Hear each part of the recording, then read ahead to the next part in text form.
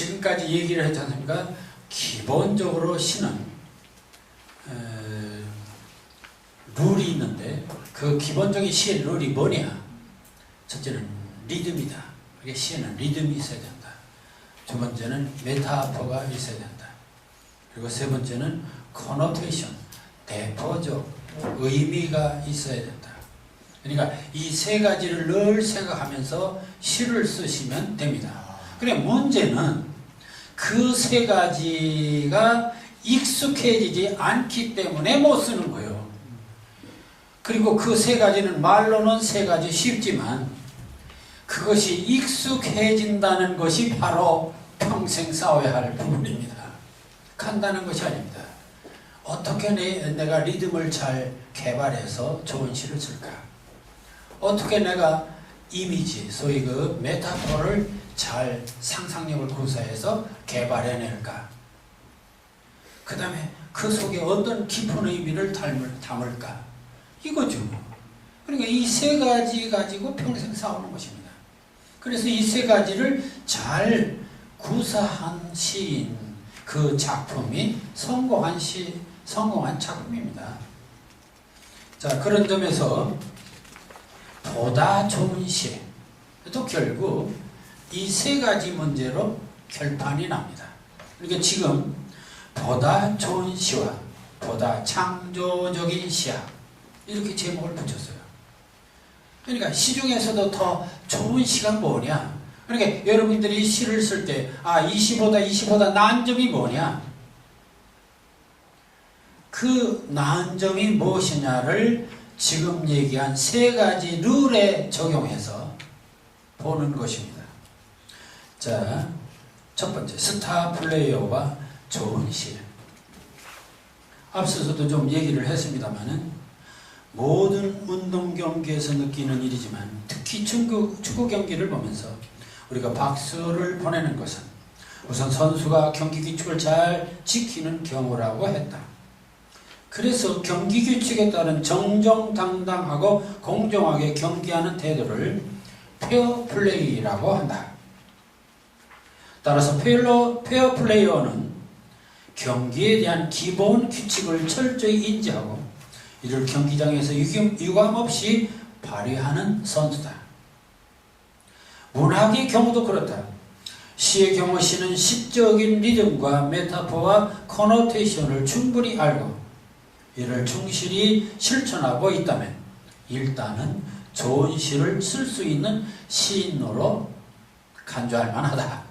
네, 그 세 가지를 갖출 능력이 있으면 되는 것입니다. 그런데 축구 경기를 보게 되면 규칙을 잘 지키며 정정당당하게 싸울 뿐만 아니라 이게 문제입니다. 규칙을 잘 지키면서도 또한 다른 선수보다 재빠르고 날렵하게 정말 신기에 가까울 만큼 볼을 잘 다루면서 결정적인 순간에 골문을 가르는 대단히 돋보이는 선수가 있다. 이때 우리는 열광적인 박수와 찬사를 보내며 그를 스타 플레이어라고 한다. 바로 박지성 같은 인물이 그런 인물이 아니겠습니까?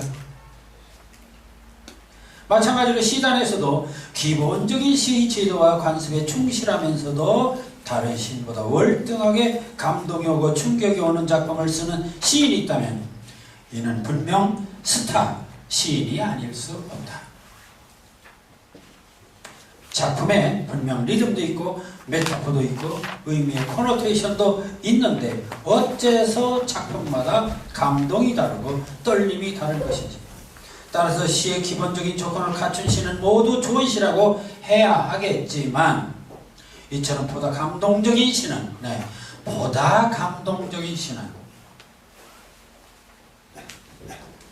여기가 중요한 것입니다. 보다 감동적인 시는 보다 좋은 시로 평가되어야 마땅하다. 그렇다면 이러한 현상은 어떻게 일어나는 것인가? 똑같은 재료로 음식을 했는데도 음식 맛이 다르고 그 중에서 토맛이 있는 음식이 있는데 그 비밀은 도대체 무엇인가? 바로 여기에 좋은 시 위에 더 좋은 시의 해법이 있는 것이다.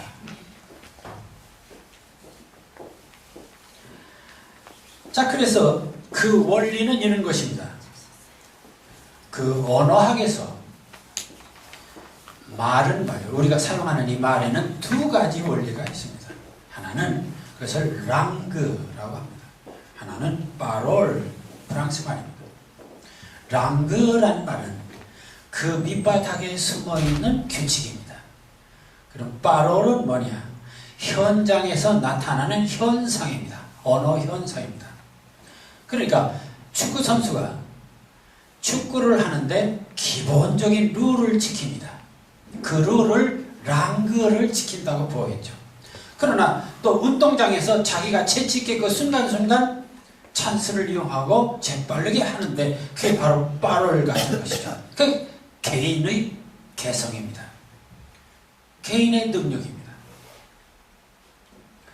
자, 그렇다면 문학에서도 그렇다. 공통적인 장르적 룰을 지킬 뿐만 아니라 이를 실제 창작하는 과정에서 놀라운 상상력을 발휘해서 같은 소재, 같은 주제라도 보다 뛰어나게 표현해낸다면 이는 좋은 작품에서 보다 좋은 작품으로 격상될 수 있는 것이다. 따라서 시창작에 있어서 이처럼 보다 좋은 시로 평가되는 비밀은 무엇일까? 그것은 바로 보다 놀라운 상상력이나 보다 뛰어난 표현이 있기 때문이다. 이 말을 포괄적으로 말하면, 나는, 이건 내가 개발한 말입니다. 이 홍문표는 창조적인 시, 즉 창조시학이라고 명명하고 싶다. 다시 말하면 기본적인 룰을 지키되 보다 더 개성적인, 보다 더 그런 그 상상력을 구사하는 그런 능력을 창조적인 시학이라고 이렇게 말하고 싶다는 것입니다. 그리고 이 창조시학을 좀 더 구체적으로 말하면 시창의 기본적인 지도, 간섭, 리듬, 메타포, 코노테이션인 만큼 보다 좋은 시의 조건은 그럼 뭐냐? 리듬은 리듬인데 보다 창조적인 리듬, 메타포는 메타포인데 보다 창조적인 메타포, 그리고 코노테이션도 보다 창조적인 코노테이션, 그렇게 말할 수 있죠. 이런 것이 바로 창조시학 아니냐. 그러니까 아주 좋은 시는 이렇게 그냥 보통의 리듬, 보통의 메타포, 보통의 코노테이션이 아니라 그보다 더 높은 그런 그 창조적인 리듬, 창조적인 메타포, 창조적인 코노테이션을 플러스한, 이게 바로 더 좋은 시다, 이렇게 말할 수 있는 것이죠. 그래서 첫 번째, 보다 좋은 시는 보다 창조적인 리듬이 있다. 이게 첫 번째 조건입니다.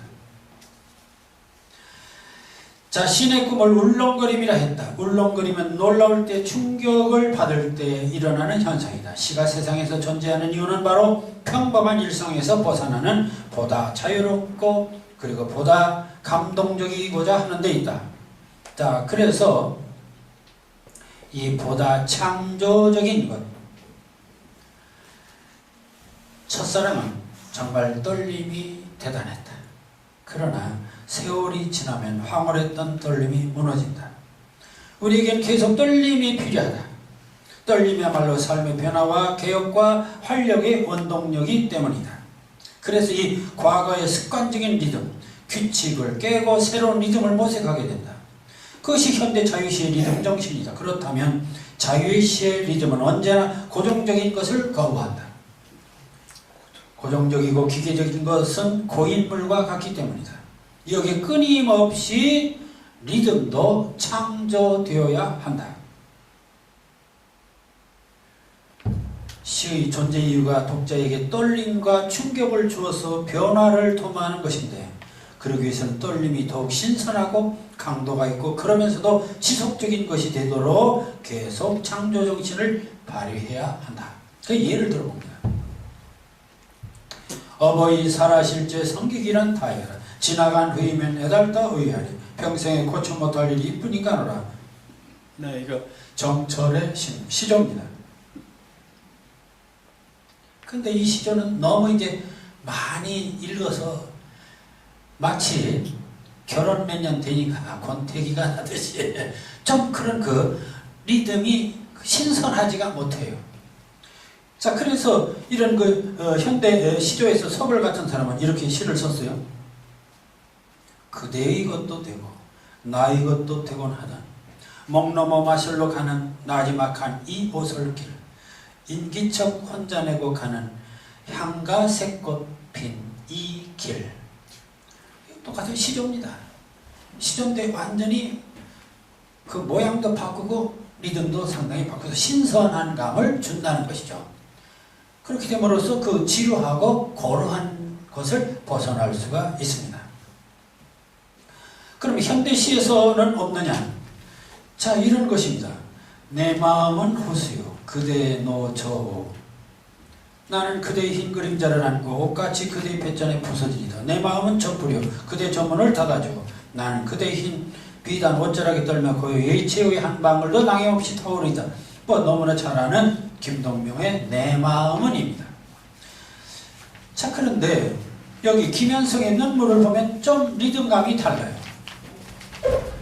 자, 김동명의 내 마음은 호수요 그대 전호 나는 그대 내 마음은 촛불이요 그대 저문을 닫아. 좀 기계적입니다. 그런데 김현성의 눈물은 덜어는 옥토에 떨어지는 작은 생명인 거죠.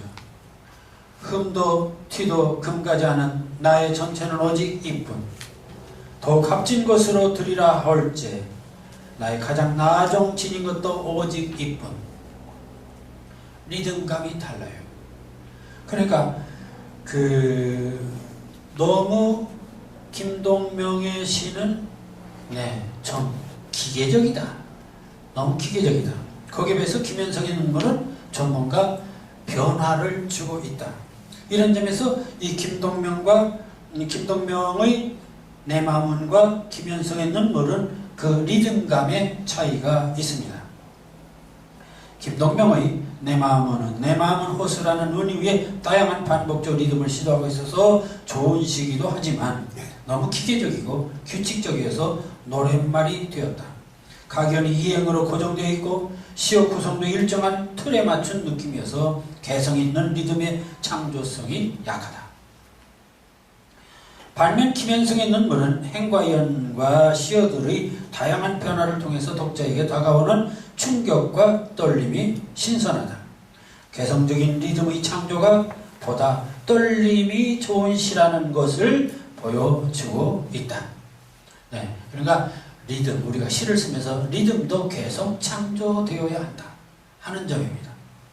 두 번째로 보다 좋은 시와 보다 창조적인 메타포. 이 메타포의 문제도 그렇습니다. 우선 먼저 그 메타포에서 좋은 점을 보는 것은 이런 겁니다. 시조 중에 아까 읽은 정철의 그 시조가 있습니다. 어버이 살아실제 섬기기란 다해하라. 지나간 후면 애달다 의하리. 평생에 고쳐 못할 일이 이뿐인가 하노라. 그럼 똑같은 시조 형식으로 한번 봅시다. 동짓달 기나긴 밤을 한 허리를 보여내요. 춘풍 이불 아래 서리서리 넣었다가 어른님 오신 날 밤이어든 굽이굽이 펴리라. 리듬 똑같습니다. 리듬은 똑같은데 느낌이 달라요. 왜 다릅니까? 문학성이 달라요. 그 이유는 바로 정철의 어버이 살아실제는 너무 선생님 말씀 같은 교훈적인 시입니다.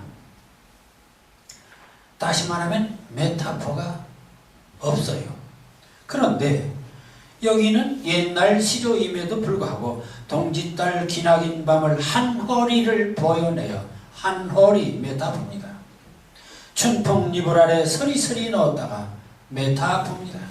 어른님 오신 날 밤에는 굽이굽이 펴리라. 메타포입니다. 그러니까 메타포가 있느냐 없느냐에 따라서 좋은 시냐 그렇지 않은 시가 결정된다는 것입니다.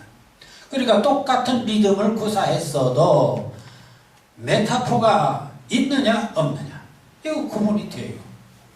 그러니까 결국 좋은 시란 뭐냐? 보다 좋은 시란 메타포를 구사했느냐 안 했느냐로 결정된다. 그 다음에 그러면 이제 그 시조에 대한 얘기고, 그럼 박두진의 우리는 시를 통해서 같은 박두진 시인이지만 어느 쪽이 더 충격적이고 메타포를 사용했다 하더라도 어느 쪽이 더 충격적이냐 하는 것을 보여줄 수 있습니다. 예를 들어서 박두진의 하늘이 있습니다. 하늘이 내게로 온다. 여린 멀리서 온다. 하늘은 멀리서 오는 하늘은 호수처럼 푸르다. 호수처럼 푸르는 하늘에 내가 안긴다. 온몸이 안긴다. 네, 이 시 아주 부드럽고 평화롭고 그렇습니다. 그런데 같은 박두진의 시임에도 불구하고 꽃, 이는 먼 해와 달의 속삭임, 비밀한 울음, 한 번만에 어느 날의 아픈 피 흘림, 별에서 별의로이 길석 위에 떨어진 다시는 못 돌이킬 옷갈림의 빗방울. 그럼 박두진의 하늘과 박두진의 꽃, 어느 쪽이 더 충격적입니까? 더 신선하고 감동적입니까? 같이 은유를 썼고 그럼에도 불구하고 박두진의 꽃이 훨씬 더 충격적인 것은 또 뭐냐? 그것은 바로 이 박두진의 하늘에서는 하늘에 내게로 온다. 열이 들어온다. 하늘 멀리서 나는 호수처럼 푸르다. 네, 그것도 비유는 비유죠. 그러나 아이고 뭐 하늘을 호수처럼 피우다 누구는 못합니까? 그렇지 않습니까? 호수처럼 푸는 하늘에 내가 안긴다. 뭐 다 아주 서정적이에요. 다시 말하면은 비유는 했는데 메타포가 뛰어나지를 못해요. 근데 여기는 이는 먼 해와 달의 속삭임 비밀한 울음, 아주 완전히 뛰어넘은 메타포입니다. 그러니까 벌써 박두진의 하늘 하면 좀 뭔가 부드럽고 좀 맥이 없어요. 그러나 박두진의 꽃은 대단히 충격적이고 감동이 강하게 옵니다. 그것은 바로 메타포의 창조적 메타포.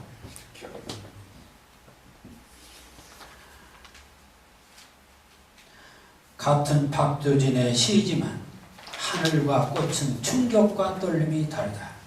하늘도 하늘이 내게로 내려온다. 나는 하늘을 마신다 해서 하늘에 대한 시인의 메타포가 좋은 시를 만들겠다. 그러나 그 하늘은 호수처럼 푸른 하늘이고 향기로운 하늘에서 하늘에 숨어있는 새로운 드러남, 새로움을 드러내거나 새롭게 변형하여 독자에게 다가오는 은유적 충격이나 떨림이 약하다. 근데 꽃이 상투적인 인식을 벗어나서 해와 달의 속삭임, 비밀한 울음, 아픈 피 흘림, 엇갈림의 핏방울 등 다양한 메타포를 통해서 꽃의 내면을 새롭게 발견하고 새롭게 드러내고 새롭게 변형하여 충격과 떨림으로 우리에게 다가온다. 그러니 보다 창조적인 메타포가 구사되어 보다 좋은 시로 우리를 감동시키고 있는 것이다. 그럼 보다 좋은 시란 무엇인가? 보다 좋은 시란 보다 창조적인 리듬과 보다 창조적인 메타포가 구사되어야 된다 하는 얘기입니다.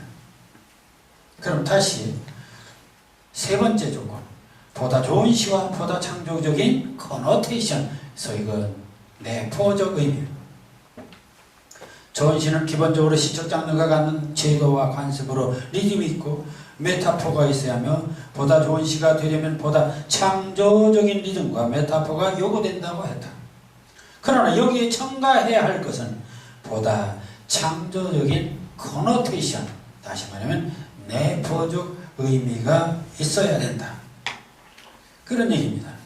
자, 그러면 한번 그 예를 좀 들어보겠습니다. 김수용의 시 속에 아주 유명한 시가 두 개가 있습니다. 하나는 김수용의 푸른 하늘을 이란 시고, 또 하나는 김수용의 풀이라는 작품이 있습니다. 다 이거 풀이라는 작품도 좋아하고 또 푸른 하늘은 이라는 작품도 좋아합니다. 그런데 자, 한번 내용을 봅시다. 푸른 하늘을 지압하는 노고지리가 자유로웠다고 부러워하던 어느 시인의 말은 수정되어야 한다. 자유를 위해서 비상하여 본 일이 있는 사람은 알지. 노고지리가 무엇을 보고 노래했는가를, 어째서 자유에는 피의 냄새가 섞여 있는가를, 혁명은 왜 고독한 것인가를, 혁명은 왜 고독해야 하는 것인가를. 네, 이게 70년대 학생들 데모송이라고 그랬습니다. 다시 말하면 이 시를 보면 피가 솟아요. 데모하고 싶은 욕망이 나요. 그런데 문제는 그런 속에, 내면 속에 자유라고 하는 것은, 자유를 쟁취하려면 자유는 피를 먹고 사는 거다 하는 정치적인 주제가 강하게 들어있는 게 사실입니다. 근데 이 내용 속에는 그러한 사상 이외에 다른 것이 있는 것은 아닙니다. 여기서는 철저히 민주화 투쟁의 한 구호 같은 그런 내용입니다. 여기도 물론 메타포를 썼으면 피의 냄새가 나는 거예요. 노고지리니 피니 시인이 이거 다 메타포입니다. 은유를 사용했습니다. 근데 문제는 그 뜻이, 그 내용이, 그 의미가 한마디로 정치적인 단순한 의미입니다. 그런데 김수영의 풀을 봅시다. 풀이 눕는다. 피를 몰아오는 동풍에 나부껴 풀은 눕고 드디어 울었다. 날이 흐려서 더 울다가 다시 누웠다. 풀이 눕는다. 바람보다 더 빨리 눕는다. 바람보다 더 빨리 울고 바람보다 더 먼저 일어난다. 날이 흐리고 풀이 눕는다. 발밑까지 눕는다. 바람보다 늦게 누워도 바람보다 먼저 일어나고 바람보다 늦게 울어도 바람보다 먼저 웃는다. 날이 흐리고 풀뿌리가 눕는다. 이 시는 무슨 뜻입니까? 이 시 속에 담겨있는 뜻은 무엇입니까? 위에 있는 김수영의 푸른 하늘은 그 뜻이 이미 정해져 있어요. 그것은 주로 민주화 투쟁이라고 하는 뜻이 정해져 있어요. 고정적이라는 거예요. 의미가 한정되어 있다는 것이죠. 그런데 밑에 풀이 넘는다. 이건 굉장히 상징적입니다. 도대체 풀이 무엇일까? 물론 많은 사람들이 풀은 민중이다. 민중만 풀입니까? 인생은 다 풀이고 모든 생명은 다 풀입니다. 그러니까 이 풀이란 말에는 굉장히 다양한 코노테이션, 내포적 의미가 있다는 것입니다. 위에서도 노고지리니 피니 이런 말 썼지만 결국은 자유는 혁명하고 너무 노골적인 언어들을 썼습니다. 밑에는 노골적인 언어가 하나도 없습니다. 오직 상징적인 언어만 썼어요. 비유적인 언어만 썼어요. 풀이 눕고 바람과 풀 사이의 관계만 썼습니다. 그럼 여기서 바람은 또 무엇일까? 바람이 뭡니까? 여기도 엄청나게 많은 뜻이 있습니다. 직접적으로 얘기하면 그 하나의 억압 이런 것이겠지만 그거에 인생 살아가면서 닥쳐오는 수많은 고생, 고통, 이런 장애물 이런 게 다 바람이란 말이에요. 그러니까 이 바람의 뜻도 굉장히 다양합니다. 그러니 김수영의 푸른 하늘을, 김수영의 풀, 이 두 작품을 놓고 보면 어느 쪽이 더 풍부한 의미를 내포한 보다 창조적인 시인가? 푸른 하늘을 보다는 풀이 훨씬 더 창조적인 시일 수밖에 없다. 그 이유는 보다 더 내포적 의미를 함축하고 있기 때문에 그렇다. 자, 그러니까 이제 방향이 잡히는 겁니다. 그러니까 우리가 뜻이 있대 보다 함축적인 뜻을 포함한다. 메타포가 있대 보다 더 신선한 충격적인 메타포가 있다. 리듬이 있대 보다 창조적인 리듬이 있다. 이런 거예요. 그게 보다 더 좋은 시를 만드는 요인이 된다라는 것이죠.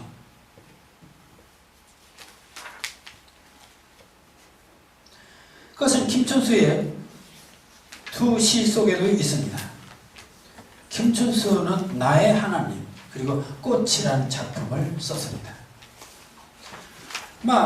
김춘수 하면 꽃이라는 게 제일 유명합니다. 그래서 꽃을 모르는 사람이 없습니다. 내가 그의 이름을 불러주기 전에는 그는 다만 하나의 몸짓에 지나지 않는, 그게 뭐 다 잘 아는 시입니다. 그런데 그러니까 이 시에서는 코노테이션이 얼마나 중요한 것인가를 얘기하고자 하는 것입니다.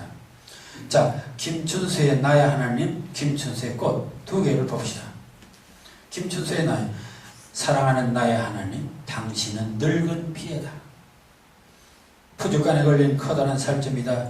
신 릴케가 만난 슬라브 여자의 마음속에 가라앉은 노세 항아리다. 손바닥에 못을 박아 죽일 수도 없고 죽지도 않는 사랑하는 나의 하나님, 당신은 또 대낮에 옷을 벗는 어리디 어린 숨결이다. 3월의 젊은 느릅나무 잎새에서 이는 연두빛 바람이다. 메타포로 보면, 은유로 보면 대단히 신선하고 충격적입니다. 하나님 보고 늙은 피에다. 살점이다. 부족한 살점이다. 슬라브의 노세 항아리다. 어리디 어린 순결이다. 연두빛 바람이다. 얼마나 신선합니까? 대단히 메타포는 신선합니다. 은유는 신선해요. 그러면은 나의 하나님이 꽃보다 더 좋은 시여야 되겠는데, 사람들은 나의 하나님보다 꽃을 더 좋아하는 이유가 무엇일까요? 그 이유는 내가 그의 이름을 불러주기 전에는 그는 다만 나의 몸짓에 지나지 않았다. 내가 그의 이름을 불러주었을 때 그는 나에게로 와서 꽃이 되었다. 이 김춘수의 꽃은 대단히 철학적입니다. 다시 말하면 의미가 깊어요.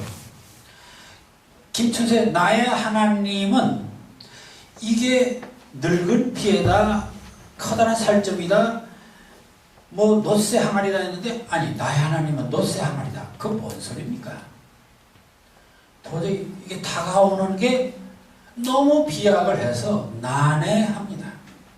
난해하기 때문에 오히려 감동이 약해져요. 그러니까 메타포가 너무 비약하면은 오히려 난해함을 줄 수가 있습니다. 그래서 전체적으로 나의 하나님 속에는 코노테이션, 무슨 의미인지 그 의미가 애매하다. 그런데 김춘수의 꽃은 그 의미가 깊은 뜻을 가지고 있어요. 그가 그의 이름을 불러줬을 때 그는 나에게로 와서 꽃이 된다. 내가 그의 이름을 불러준 것처럼 나의 이 빛깔과 향기 알맞는 누가 나의 이름을 불러다오. 그에게로 가서 나도 그의 꽃이 되고 싶다. 위의 것보다 밑에 것이 굉장히 리듬도 강하고 의미가 강합니다. 그리고 의미가 절실합니다. 위의 것은 그런 게 없어요. 근데 여기 김춘수의 꽃은 의미가 굉장히 절실하고 또 깊은 맛이 있습니다. 같은 김춘수 시지만 두 시의 감동과 떨림에는 차이가 있다. 나의 하나님은 리듬도 신선하고 특히 메타포도 창조적이다. 요즘 말하는 낯설게 만들기 시학에 걸맞는 좋은 시다. 그런데 독자들은 꽃을 더 좋아한다. 무슨 연유일까? 바로 창조적 코노테이션의 문제다. 그러니까 리듬만 뛰어나다고 좋은 것이 아니라 마지막으로 코노테이션, 그 속에 깊은 뜻이 더 중요하다. 꽃이라는 메타포에는 다양한 코노테이션이 함축되어 있을 뿐만 아니라 존재의 드러냄에 대한 사물의 욕망이 절실하게 드러나고 있다. 이 꽃을 읽어보면은 서로 연애하는 사람들이 서로 내 마음을 좀 알아달라고 하는 호소 같은 것도 있죠. 그런가 하면은 모든 지상의 생명들은 다 나를 알아다고 애걸하는 모습을 대변하고 있습니다. 여러분들도 다 그러겠잖아요. 그러니까 이건 연애의 문제만은 아닙니다. 인간들은 누구나 다 나의 존재를 참 내 본심을 좀 알아달라. 그걸 모두 호소하고 살지 않습니까? 안 알아주니까 모두 다 한이 맺혀가지고 억울하다고 모두 하고 있는데, 그 감정을 너무 잘 표현한 것이 바로 이 꽃입니다. 그래서 사람들이 좋아하는, 왜? 내가 하고 싶은 소리를 김춘수가 해줬기 때문에. 이게 바로 김춘수의 훌륭한 점입니다. 그러니까 이 시 속에는 그러한 의미가 강하게 모두가 공감할 수 있는 의미가 들어있다는 거예요. 연애하는 사람들은 그들의 마음을 노인에게는 노인의 마음을 젊은이는 젊은이가 말하고 싶은 것을 다 대변하고 있어요. 그렇게 아주 속에 내포적 커노테이션이 깊게 폭넓게 깔려있는 것이 바로 꽃입니다. 그래서 나의 하나님은 너무 난해해서 그 무슨 뜻인지 그것을 이해하기가 어렵습니다. 그러니까 결론은 이제 나오고 있죠. 리듬은 가능하면 보다 창조적인 리듬으로, 메타포는 보다 창조적인 메타포로, 그러나 또 거기에 보다 창조적인 커노테이션, 의미까지를 포함할 때 보다 좋은 시가 된다. 자, 결론. 그렇다면 좋은 시란 무엇인가?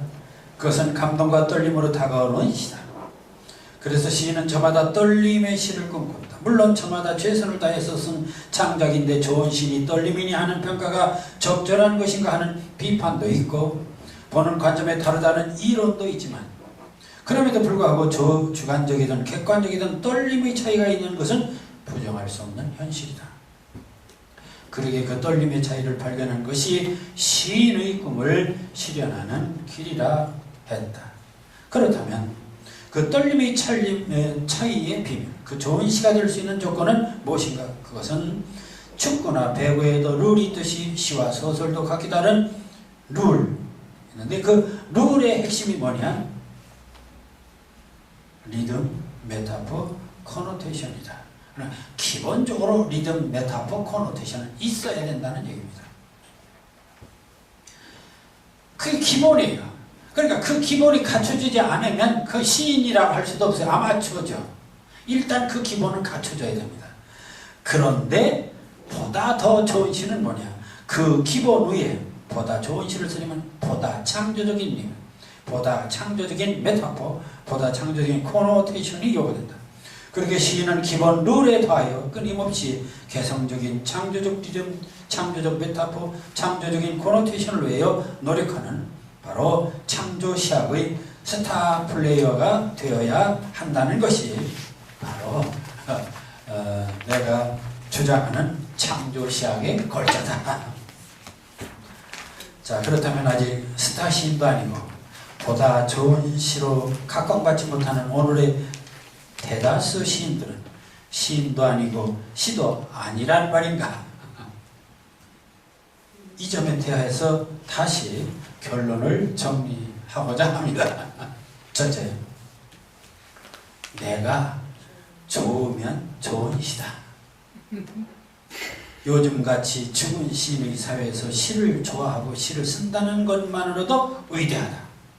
따라서 남들이 뭐라든 내가 좋고 내가 만족스러우면 좋은 시다. 그러한 작업 속에서도 자신에겐 위로가 있고 치유가 있고 구원이 있기 때문이다. 남만 못하다고 너무 기죽을 것은 없습니다. 아멘입니다. 네. 그러나 둘째, 남들도 좋아하면 더 좋은 시다. 그렇죠. 어려워요. 네, 그래서 시는 우선 내가 좋아야 쓴다. 그런데 남들까지 좋아한다면 나도 시적으로 구원받고 남도 구원할 수 있으니 마땅히 더 좋은 시가 아니겠는가. 셋째로, 나도 좋고 남들도 좋을 뿐만 아니라 읽을수록 새롭고 읽을수록 떨림이 있고 읽을수록 깨달음이 있는 시는 더더욱 좋은 시다. 말은 좋죠. 시는 일시적인 유행가가 아니다. 일시적으로 유행해질 수도 있다. 그러나 더더욱 좋은 시는 언제나 살아있는 떨림이 있어야 된다. 그 다음에 또 시가 있습니다. 언제 어디서나 누구나 좋아하는 시는 명시다. 네, 그게 바로 명시죠. 옛날이나 지금이나 한국이나 미국이나 누구나 좋아한다. 그게 바로 명시입니다. 시간과 공간, 인종을 초월해서 언제 어디서나 누구나 좋아한다면 그것은 진정한 명시다. 그런데 하나 더 추가할 게 있습니다.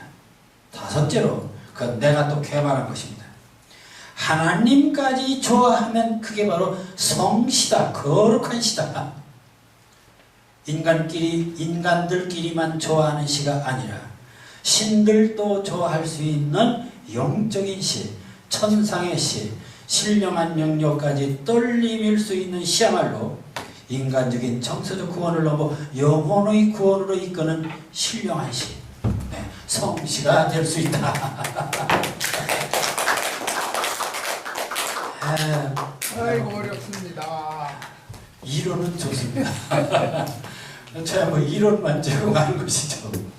그래서 오늘 이 좋은 시의 조건에 대해서 뭐가 좋은 시인가 하는 점을 간결하게 좀 얘기를 했습니다.